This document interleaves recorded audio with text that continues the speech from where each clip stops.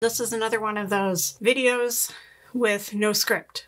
So here's what's happening today. I'm here, I'm not in pajamas today, just me in my knits that I often wear. We are going to talk about the following. I have the winner of the Name My Pet Vicuna yarn contest for you. We're going to get caught up on what's going on with the knit along. I'm going to show you something I knit, and we're going to talk about a cool knitting retreat that I went to last week and some other stuff. If that works for you, follow me into the lounge, grab your knitting, and let's hang out. Okay, first of all, I am here. Oscar is here. He's zipped into his bed over there behaving himself. He's been particularly loud today.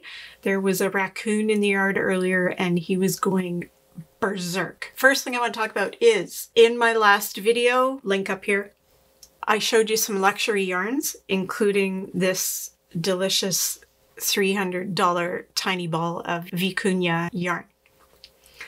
And I said I wasn't going to knit anything with it. I was going to keep it as a pet. And I asked you to help name it. And boy, did you help. It was incredible. So here's some of the ideas that you guys came up with. You're geniuses. You just are. The most popular by far, there was lots of alliteration. People wanted this name to start with V. Something Vicuna. Most popular was Vicky. There was Victoria, of course. Valentina or Valentino. Vincent. Vivi or Viviana. Vera. Violetta. Vichyssoise. That one cracked me up. Then there were some kind of odds and ends names. There was Precious and Petunia and Goldie, which makes perfect sense, and Eduardo for some reason. I guess the Peru connection would be my guess. Then there were some names with meanings. Machu, as in Machu Picchu. Abby Francamont, I have no idea if I'm pronouncing that correctly, who apparently lives in Peru and wrote a book called Respect the Spindle. I meant to look it up. I forgot. I'm sorry. Maybe I'll talk about it another time. You go look it up and you tell me what it's about. And the last one was cariño, which means sweetie in Spanish, which was adorable. All of those absolutely brilliant. Love them all. None of them are the winner. The winner is from Gia, who suggested that I name my pet Vicuna Felix to go with Oscar, as in Felix and Oscar from The Odd Couple. I'm dating myself, but I know that you know about The Odd Couple. If you don't, go look it up. Famous movie and TV show. So Felix it is. And then honorable mention to Ricky, who came up with this brilliant idea, which was I could take Felix Vicuna and knit him into a little mini Oscar because he's the same color. So Felix, the pet ball of Vicuna, is going to become Felix, the pet Dachshund Jack Russell Terrier, and Oscar's pal. Now, what am I going to use for a pattern, you might ask? That's an excellent question. I looked up on Ravelry. There's a book called Knit Your Own Dog, and inside that book is a pattern for a Jack Russell and a Dachshund. So I'm going to take these two patterns and somehow meld them together and knit myself a tiny Jack Russell Terrier named Felix. How cool is that? So Gia, you are the winner.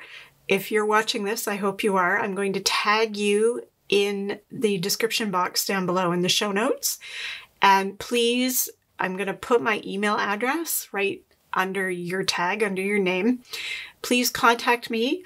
I am going to send you a ball of Windy Valley Bison Merino silk in the color of your choice. So when you email me, please tell me what is your favorite color and I will pick one for you. Or you can go to Windy Valley and pick the color yourself and let me know. I'm going to send it to you. You're going to love it. All right. Thanks everyone for being part of the naming contest. That was super fun. You had me giggling for 2 weeks reading the comments. Okay, let's move on. I got things to do. I don't have a lot of time to hang. I'm sorry. I wish I could hang out with you for hours, but I'm frankly pretty dang busy these days.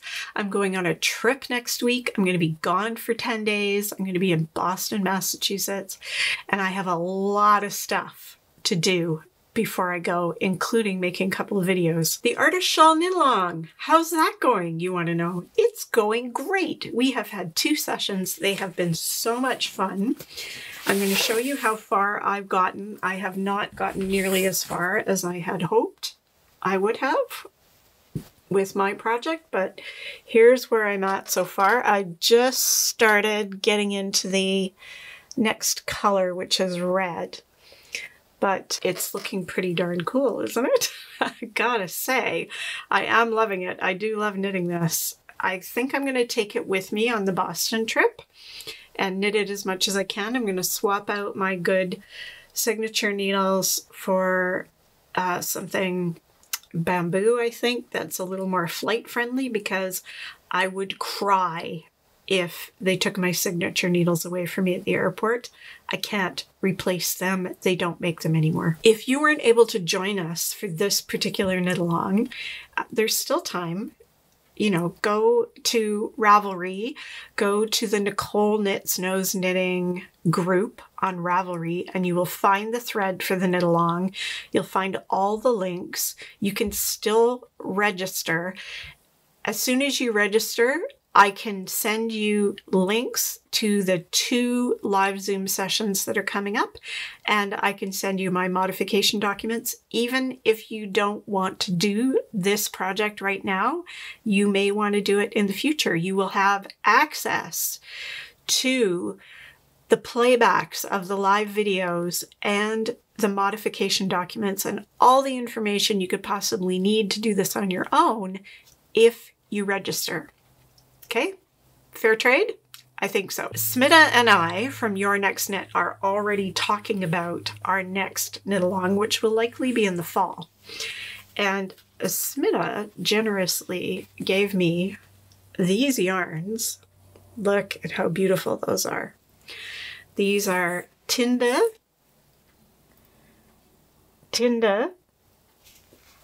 in Norwegian.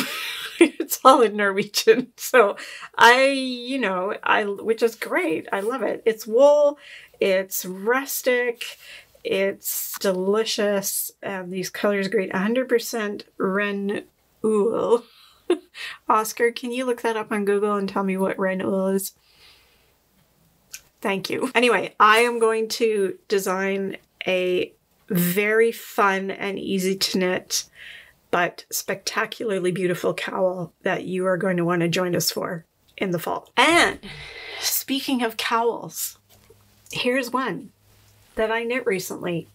I showed this to you, I believe, on the last Unplugged, that I was using the Purl Soho Stitch Block Cowl pattern as a jumping off point for this infinity cowl. So I modified it. I used the same 3 stitch patterns. I just did them only 10 inches each, and I did it as a in the round infinity. And I used Lascaux DK wool from Ancient Arts Yarns. I will put the link down below. This does not really go all that well with the sweater I'm wearing, but who cares? I love it. It's squishy and warm, and it's really just about too late for me to wear it this season, but I will have it for next season. The reason I knit this was it was a knit-along project in advance of Wool, Wine and Wheels knitting retreat that I went to last week. Well, actually kind of the week before, last week-ish. I came back last Wednesday night. Let's put it that way. It was incredible. Put on by River City Yarns, Yarniversity. Barb and Cynthia from River City are the most amazing hosts. They're just phenomenal human beings. I was thrilled to get to meet them in person. They have a makers meetup live on Zoom every Monday at 5 o'clock Mountain Time. You can go to the River City's webpage and sign up for that. It's an incredible group of people, many of whom went to the Wool, Wine and Wheels event this year. It was an amazing trip. I'm going to try not to say amazing 2,700 times, but that's what it was. It started in Edmonton. We stayed in the McDonald Fairmont Hotel in Edmonton. Fancy. We took a bus to Jasper Park Lodge, another fancy Fairmont hotel in Jasper, Alberta, which is a national park. Spectacularly beautiful. We stayed there for 3 days. We took classes. We ate delicious food. We socialized. We played games. We did all kinds of cool things. And then we got on a train and we went back to Edmonton and we stayed one more night. Incredible trip. I felt like I was being treated like royalty from day one when I got picked up by a limo at the airport. So incredible. But despite all the schmancy fanciness, I really felt at home because the knitters on this trip, Barb and Cynthia and all the knitters, were incredible. And I have dozens of new friends, including one new very special friend. You know who you are. And okay, here's the thing. When you're a grown-up adult person, as I claim to be on a good day, and I know, okay, you're going to roll on the floor laughing. I know, but I'm actually a bit shy. I am. I'm shy. I have to work hard to put myself out there to be an extrovert with other people in like big groups. I have to work at it. But this trip, it was so easy to make friends. So easy. When you have something in common, like a fixation on all things fiber and yarn and knitting and crochet and making, you instantly have a bond with other people. And everybody was so nice and they have good sense of humor and it was great. It was just great. I'm saying all of this because I really feel like if you have the opportunity, please consider attending a knitting retreat somewhere, anywhere. There are so many of them. My email inbox is flooded with invitations to knitting retreats, and they all look spectacular. I wish I could go to them all. This one will happen again next year, I think. It hasn't been confirmed 100%, but I know that Barb and Cynthia are talking about it. There is a good chance that I will be teaching at this event next year. If that intrigues you, here's what I want you to do. Go to rivercityyarns.com. I'll put the link down below in the description box where the show notes are. Go to that link, sign up for the newsletter, read their newsletters when they come out, and as soon as you see that registration come up, register. This trip sold out very quickly. It was sold out back in the fall. So that's likely when you'll see it. Register right away. Okay, that's the end of my sales pitch. Now, remember the days when your friends used to come back from a trip and they'd say, oh, you need to come over and see the slides of our trip. They're going to be so great. And you're like, yeah. And in your head, you're thinking, I can't think of anything I'd like to do less than go to your house and watch your slides. Well, good news. You're going to get to see my slides right now. I have put together a little montage of video and photos and, you know, some comments and things. But here's the good news. You can watch it. You can bail and leave whenever you want. This is the 21st century. You have control of the buttons on your computer or your phone or your tablet or whatever you're watching this on. And if you're watching this like Snoozeville, I really did my best to not make it Snoozeville. I suck at vlogging. That's what this is called, video log of something you did. It's called vlogging. I'm really not very good at it. I could have done a way better job of showing you what this event was about, but you're going to get a sense of what it was about. Anyway, if it's boring you to tears, you know, leave. Go do something else. Go about your day. Have a good time. Okay, that's enough of turning you off my little wine and wheels vlog. I'm going to drink my martini now, and in the next couple of weeks, I'm going to have ready for you a video on garter stitch and a video on project bags. Both are going to be chock-a-block full of eye candy, so don't miss them. Now, here are my trip slides. Enjoy, keep those needles clicking, like and subscribe, and I'll see you next time.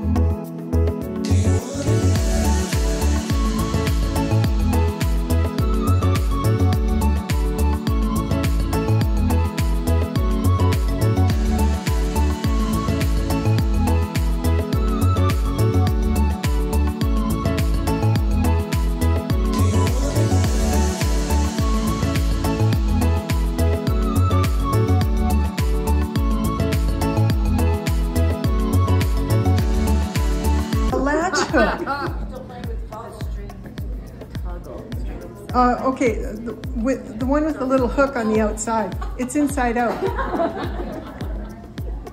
Okay, so that one is used for a lot of things. You can hook stitch markers, first of all, onto that little latch hook. Yeah. Or you can latch it onto the little ring that's at the bottom of it. Yes, that's the one. There we go. And you can also put that over your wrist. And then you can walk and you can knit. Wait, but there's more. Yeah, there is more. Okay, and then you MacGyver it like that, and it becomes a shoulder purse. No. Okay, and then if you've lost your shoelace, Oh yes, the pocket. Okay, there's a little clear pocket inside. And this is really nice if you're carrying DPNs or a pen or anything, or if you just want to, you know, make... Oh, and then there's another pocket behind it. So you can put 2 pairs of DPNs in there. Oh my God, did you hear that? Did everybody hear that? No. You can put your chart inside the clear pocket. And when you do that, it almost stands up like a bit of an easel. If you put your ball of yarn in the bag. Yeah, origami style, folds, yeah.